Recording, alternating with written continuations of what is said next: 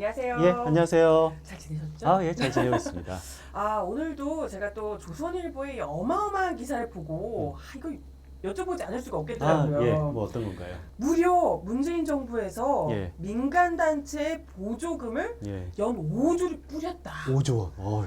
그것도 5년 동안 예. 29%가 급증했대요. 어, 이거 엄청난 거 아니에요? 29%. 29%, 음. 29%, 내 연봉이 29% 올랐다 하면 뭐 엄청나게 올라간 건데요. 오, 그죠. 근데 이게 5년간이래잖아요, 5년간. 그죠. 그 5년간 29%니까 뭐 음. 5로 나누어 보면은 뭐 1년간 뭐 한 5점 몇 프로 올라간 거거든요. 그렇죠. 연간 5점 몇 프로인데 음. 우리나라 총지출이 5년간 거의 50% 늘어났어요. 아. 지난 5년 동안 우리나라 전체 지출이 한 50% 정도 늘어났으니까 보조금도 한 50% 정도 늘어나는 것이 딱 그냥 평균 정도 늘어난 거죠. 근데 뭐 보조금 지원 건수나 보조금 액수가 뭐 네. 총지출 증가율에 비교해 보면은 그렇게 많이 증가한 건 아니에요. 만약에 이게 똑같은 팩트를 가지고 이렇게 제목을 쓸 수도 있겠죠. 뭐 보조금 증가에 뭐 총지출 평균 미달에 이것도 팩트인 거고 5년간 29% 늘었다. 뭐 5조 원 뿌렸다. 이렇게 말해도 뭐 둘 다 뭐 팩트는 맞지만 이게 뉘앙스는 완전히 달라지잖아요. 근데 또 굳이 급증이라고. 그렇죠. 급증이라는 근거가 있어야 되는데 뭐 하나, 둘, 셋 많다 뭐 이건 아니잖아요. 저는 급증이라는 말을 하려면은 최소한 평균보다는 상회해야죠. 근데 뭐 평균 미달린 거를 뭐 급증이라고 말하는 거는 뭐 조금 어색해 보입니다. 제가 보기에는. 근데 다 그러고 보니까 좀 느낌이 이상해. 뭐 뿌렸다. 그렇죠. 그러잖아요. 예. 뭐 뿌렸다고 하니까 왠지 좀 많이 뿌렸을 것 같고. 그렇죠. 지금 뭐 돈을 많이 뿌렸다고 해서 예. 정부에서 좀 이렇게 막 이렇게 하다 보니까 예. 민간 단체들 뭐 조사 들어가고 뭐 이런 얘기들도 뭐 나오고 이래가지고요. 그렇죠. 예. 뭔가 상당히 민간 단체들이 좀 구린.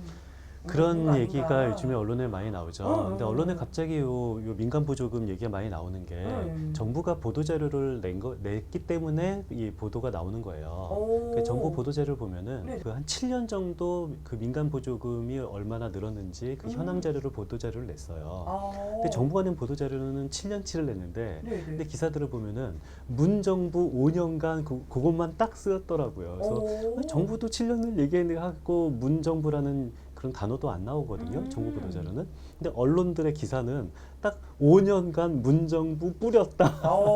이런 단어를 쓰는 거 보니까 뭐 정부가 하지도 않은 말을 왜 저렇게까지 딱 5년을 강조해서 하는지 뭐 좀 이해가 안 됩니다. 의도적이네요. 의도적이 아주 쓴 그 기사의 이 제목을 쓰는 것부터 시작해서 뿌렸다부터 저 같은 사람이 혹하게. 그렇죠. 그런데 정부가 사실 이걸 유도한 측면도 있어요. 그럴 줄 알았지. 그럴 줄 알았어요. 그렇죠. 그 정부는 뭐 이렇게 그래도 이 딱 문정부 이런 단어는 안 썼는데 이 굉장히 좀 센 단어를 보도자료에 많이 쓰더라고요. 뭔가요? 예를 들어서 공산주의, 뭐 종북, 뭐 민노총, 응. 김일성 이런 얘기까지 나와요. 뭐야? 진짜요? 마치 이것만 보면 예. 정말 문재인 정부에서 이런 예. 뭐 북한을 찬양하는 단체들에게 뭐 보조금을 뿌렸다 이런 그러니까요. 것처럼 느껴지잖아요. 근데 보면은 이게 왜 갑자기 뭐 종북, 민노총, 김일성 얘기가 나오나 보니까 네네네. 그 민간단체 대표가 자기의 뭐 페북이나 네. 자기 그런 개인 그런 SNS에서 그런 뭐 민노총 뭐 그런 단어를 쓰면서 약간 뭐 진보적인 얘기를 했기 때문에 이 대표가 그런 말을 했기 때문에 이 단체는 보조금 수령하면 안 된다. 그런 식으로 쓴 건데요.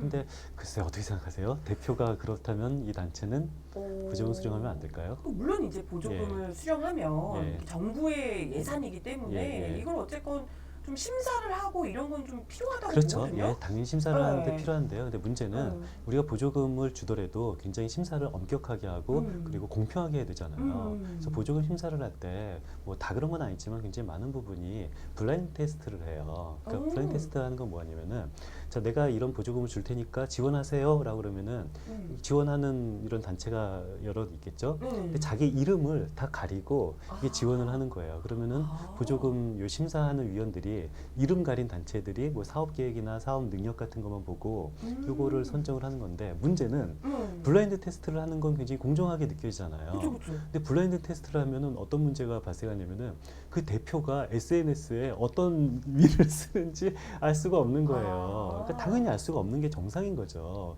그렇죠. 알고 그걸로 또 그걸로 하면- 보조금을 가리겠다라는 얘기는 그렇죠. 이거는 뭐 이상하지. 공정하게 하지 네, 않는다라는 거고요. 근데 저는 그것보다 가장 근본적인 문제가 있다고 네, 생각해요. 뭔가요? 왜냐면은 내가 이 단체 보조금을 끊는 이유가 네네. 이 단체가 제대로 보조 사업을 효율적으로 못했기 때문에 끊는다 이렇게 받아들여져야 되는데 이 단체 대표가 뭐 약간의 뭐 친북적 성향을 띄었기 때문에 보조금을 끊는다.